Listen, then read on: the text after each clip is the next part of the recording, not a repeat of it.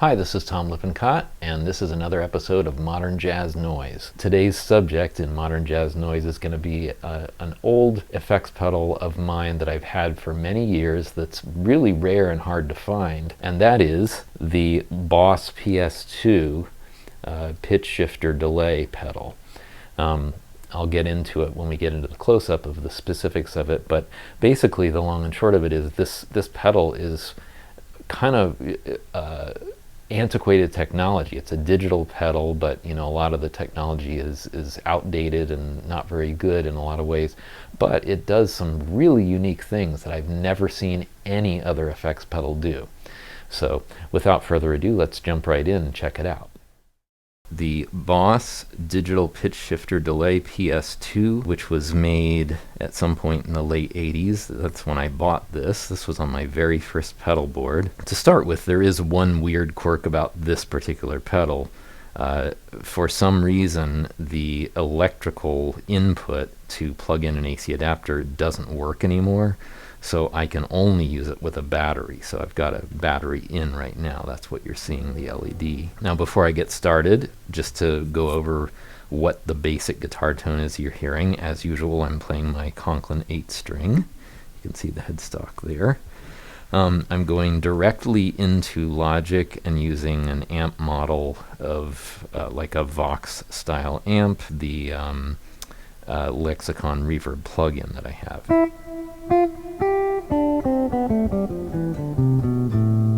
Which is a real nice emulation from Universal Audio of the Lexicon 224 Reverb, which actually ended up being sort of a side effect of my Reverb pedal smackdown. I ended up checking out some of the Universal Audio stuff because of reviewing that pedal. And I found out that they did have that nice plug-in for the Lexicon Reverb, and it's a beautiful sounding reverb. So I use that quite a bit now, like when I'm teaching remote lessons, if I need to, just get a guitar tone without having to plug into my pedal board or amp. I really like this sound. I think I may have even recorded with it once or twice.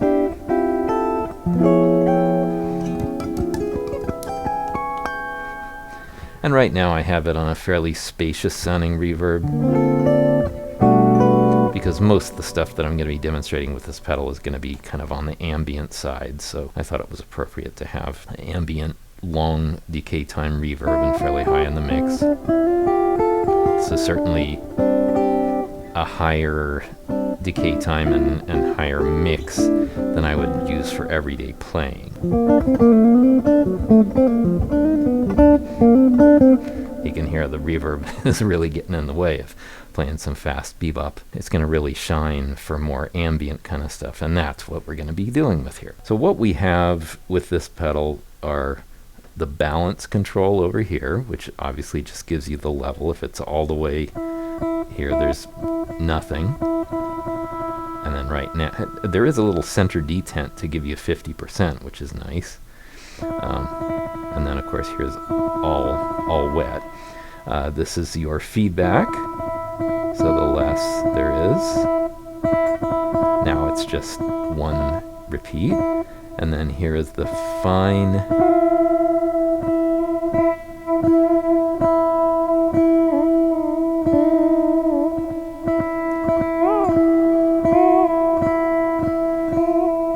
So it's a really super short delay time now, barely even audible.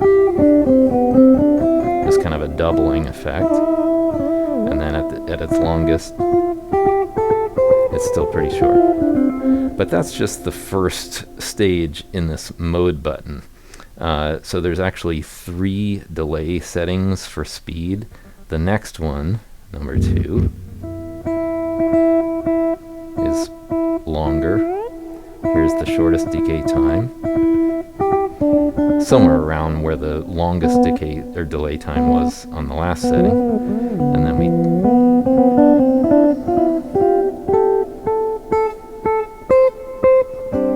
so that's a fairly long delay time. And then finally we have the longest delay time.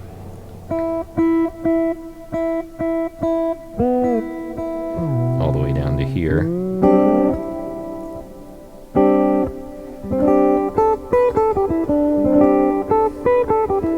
That's a pretty long delay time. Not quite looping length, but definitely in that realm. And we're going to be exploring those three modes quite a bit later on. But the first thing I wanted to get into is the pitch shifting, which obviously the name kind of implies is the main event. So I'm going to switch all the way over to the far, which is setting mode number 6. And what that gives you is simply 1 octave down pitch shift.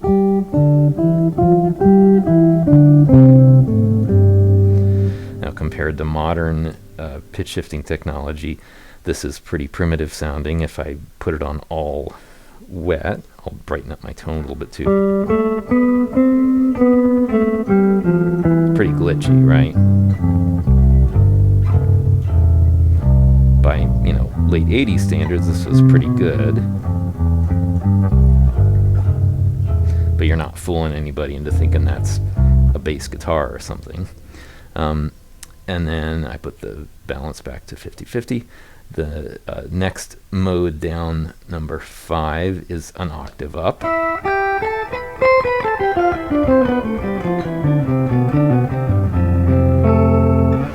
One thing I have noticed about this is it seems to do pretty well with chords.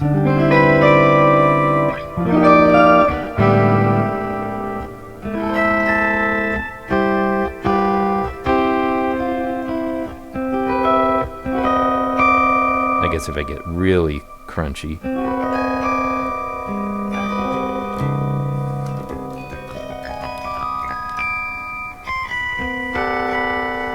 And obviously it's got that kind of chipmunk formant kind of, so typical of the older technology. Even more modern technology with pitch shifting, if you put something up an octave, it's going to have a little bit of that sound anyway. So anyway, those are those two settings, which I didn't really use that much. Now there is one other thing that I wanted to demonstrate with this particular mode that's kind of cool. You can do is if you turn the feedback up on the pitch shift, I'll put it over to all wet again. Listen to what happens.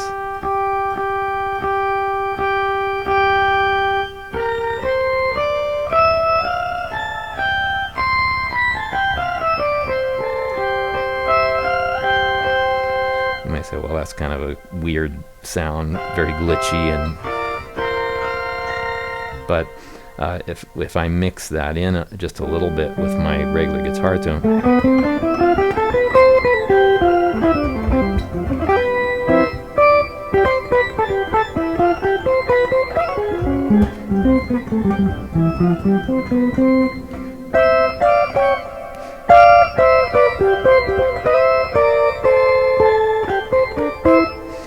it was sort of my junky version of imitating steel drums.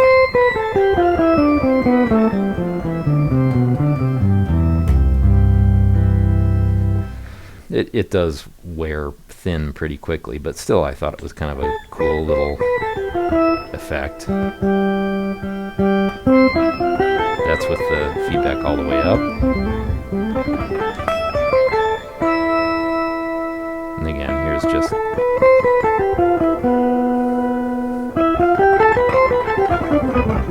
Okay, so nothing super exciting, and again, just kind of, old technology pitch shifting. So far, other than the slight novelty of that quasi-steel drum sound, there's nothing special about this pedal, right? Well, mode number 3 is the manual pitch shifting mode. And again, I'll put it to full wet now.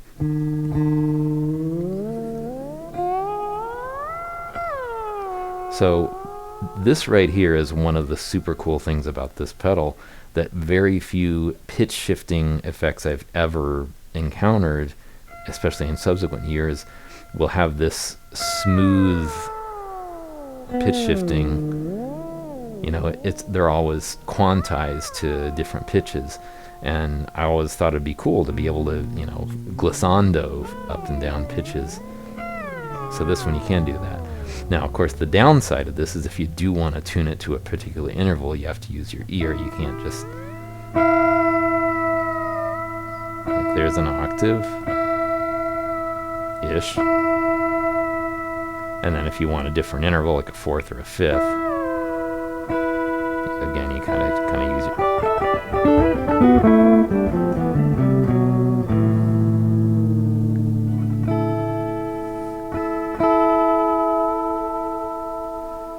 Maybe if you put it back in the mix a little bit.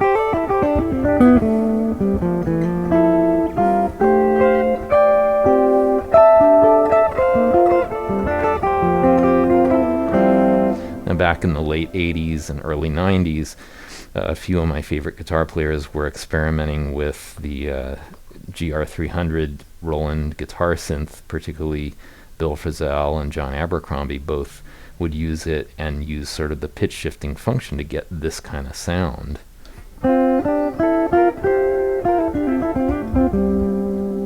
So I thought that was pretty cool to kind of be able to imitate that, since I couldn't afford to buy a guitar synthesizer at the time. There's Unity. Now, another thing I can do is, since I can get it a little bit out of tune,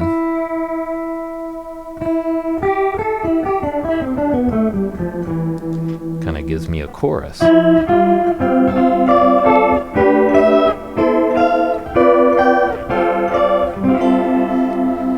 a little on the extreme side. I did, in messing around with this, I found that if you go sharp with the pitch shifted, it doesn't quite seem to sound quite as good or work quite as well, but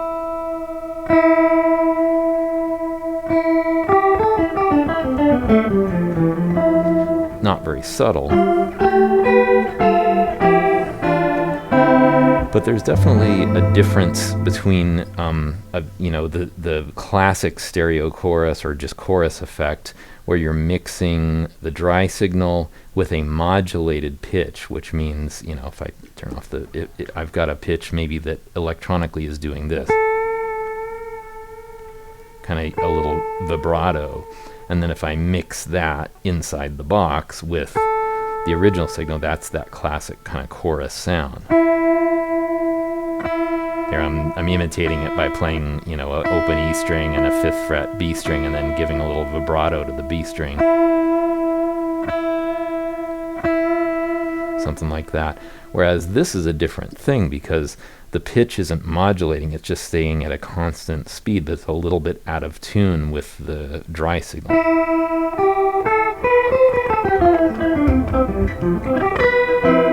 And what this does put me in the mind of, actually, is the kind of iconic Mike Stern chorus sound, which he gets with the old Yamaha SPX90, and I'm pretty sure that it's a pitch shifting kind of chorus, just like this, because this sure sounds a lot like that kind of tone. And there was actually a time where I was pretty enamored with this sound, and now I can kind of do without it. I guess I can make it more subtle with bringing the balance back.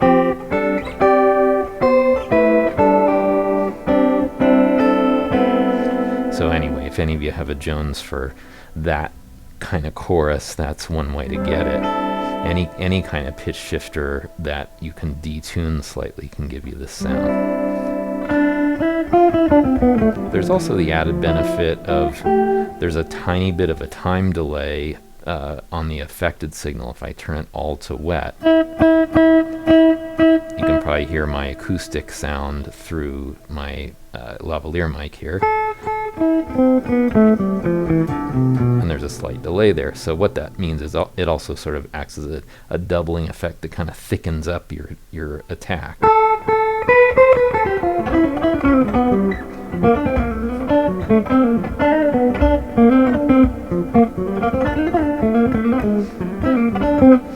So that can be kind of a nice effect for for playing jazz lines. It kind of maybe gives you a slightly more horn-like kind of attack because the attack lasts longer, I guess you would say. Again, so far nothing all that exciting that's going on here.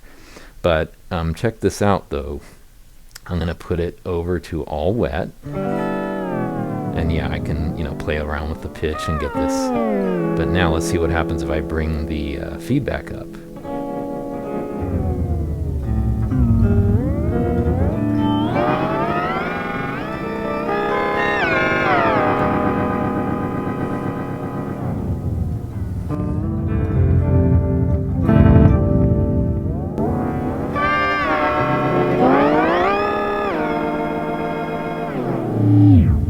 Hear that? When I go past the point where it's unison, it almost goes into self-oscillation.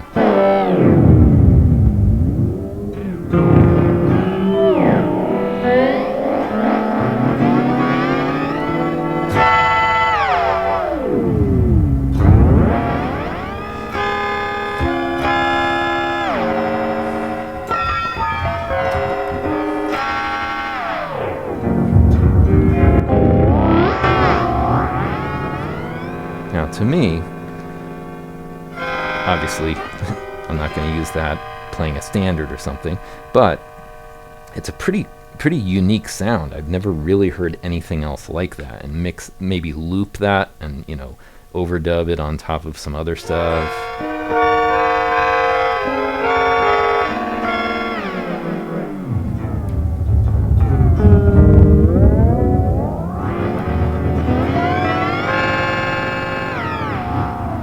Starts to sound pretty cool.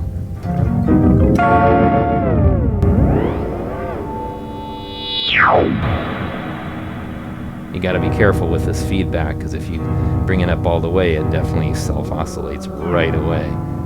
So, and I'm wearing headphones right now, so I'm gotta be extra careful. I'm gonna blow my ears out here.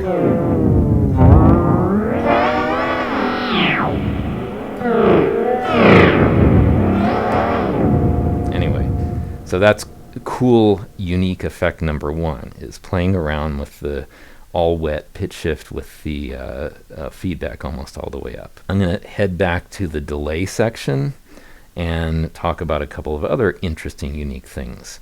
Now, obviously, when I go into delay mode,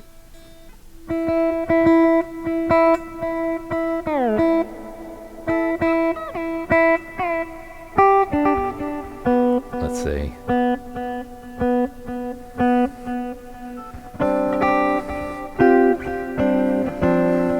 so right now I'm basically using it like a regular old delay effect, right? You can hear a couple of echoes.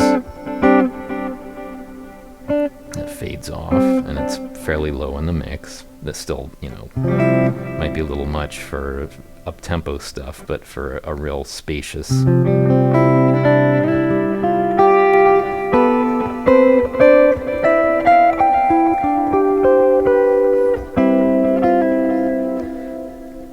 and I think it's hard for me to remember because it was so long ago, but when I had this on my very first pedal board, which is a chunk of plywood that I had somebody make a custom like a soft case for, and I just plastered effects pedals onto it. I think I did often use this as just an echo effect like that, but because it was capable of all this other cool stuff, I sometimes would use it for something else. So anyway, let's move into some of that territory. So now, what I'm going to do is, we saw that if we make the delay time really long on this, it almost gets into kind of looping territory.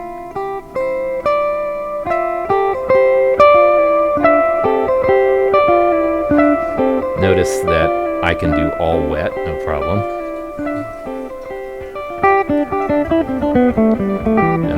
And I've got a pretty big range. Unlike a lot of delay pedals, this center detent gives me a true 50-50 mix, to my ears at least.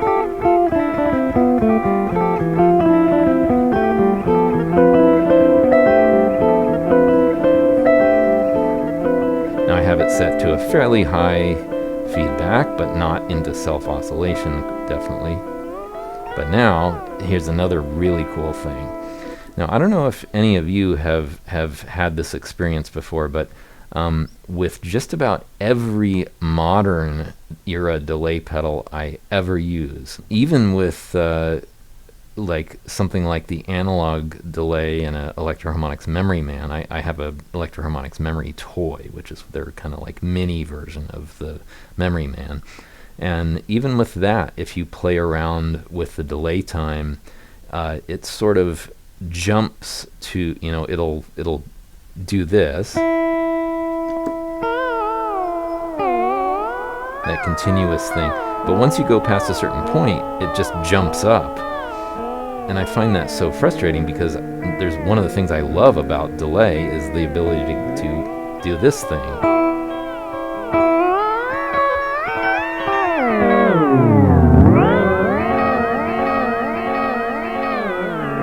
Everything from the Beatles to Jimi Hendrix to even, you know, Eddie Van Halen Eruption, you know, where he ends with the, I think it was whatever that thing was called. Tape. He uses a tape delay. It's an echoplex, you moron! And moves the delay time down like that, and it gets you that smooth.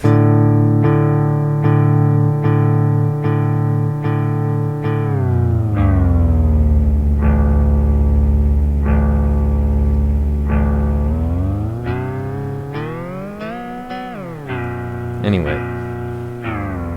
that's just such a fun part of using a delay, and I don't understand why almost nobody seems to make delay pedals that have that ability. They all kind of glitch up, you know, you and then it immediately moves up to another pitch level or another speed, and you just can't get that smooth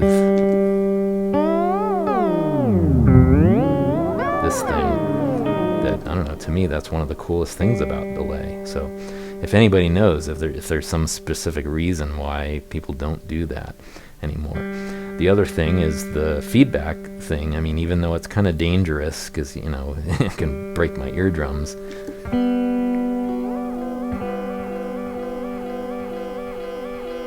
I'm putting the mix way down low because I know it's a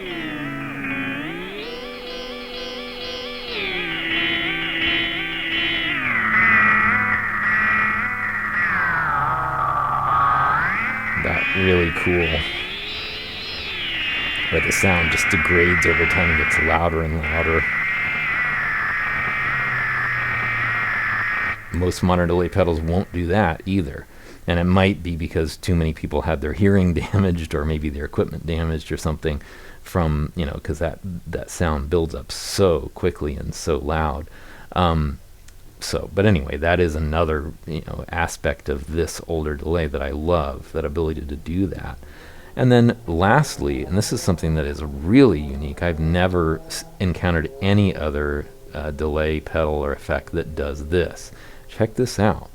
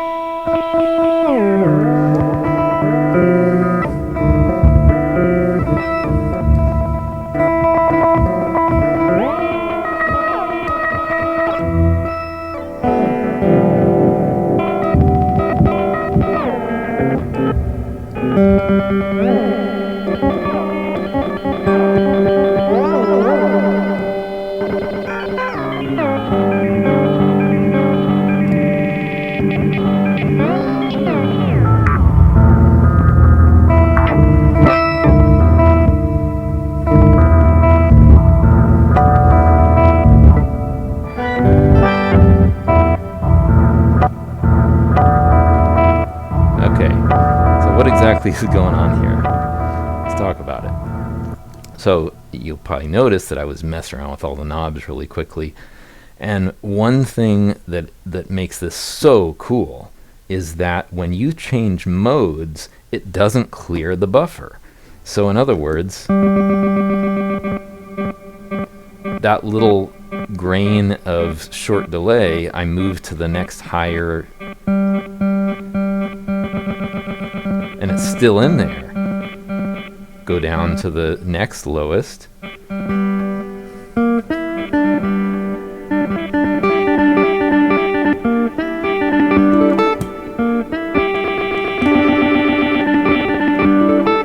It kind of makes me think of a lot of these modern effects that do what they call granular delay, like my microcosm and my recent acquisition, the Red Panda Tensor, which I'll be doing a video about soon. It takes these small little grains of delay, and then you put it up to a longer delay time, and the little grain is still in there, and it just gets this cool, glitchy kind of sound. And not only that, but I can put it onto the pitch shifting mode, and then back to the delay, and a little snippet of that pitch shifting is in there now. And that's just so cool.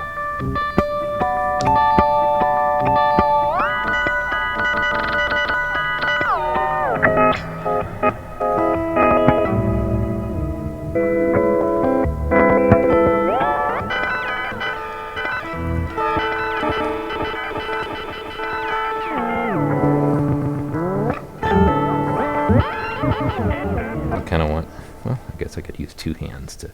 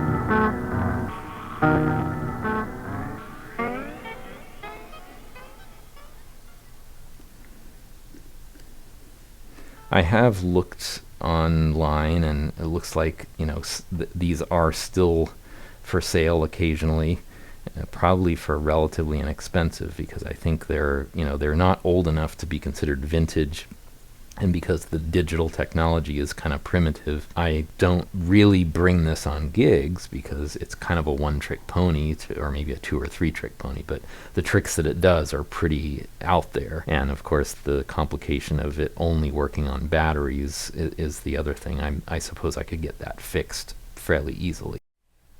Okay, so that was the Boss PS-2 pitch shifter / delay, unique old effect that you know, you should still be able to find on eBay today, and pretty interesting, unique sounds, I think you'll agree, that you can get from that pedal. Hope that this has been an informative and interesting video for everybody, and I hope that you've all watched till the end. And if not, then, you know, you can go watch 50 TikTok videos in the time that it would take you to watch this one. Or if not, then you can, you know, just go, I don't know, you know, go swimming or something. Make that your day. Or if not, you could just, I don't know, go to a 1980s shopping mall maybe, and you know, make that your nostalgic trip for the day. Or if not, maybe you could get a degree in physics and figure out how the universe works so the rest of us can benefit from it.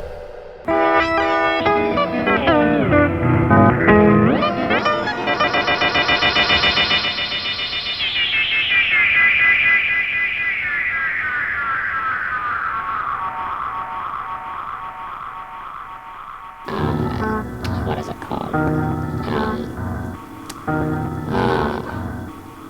Something toy. Electric harmonics. What is that called? Damn it.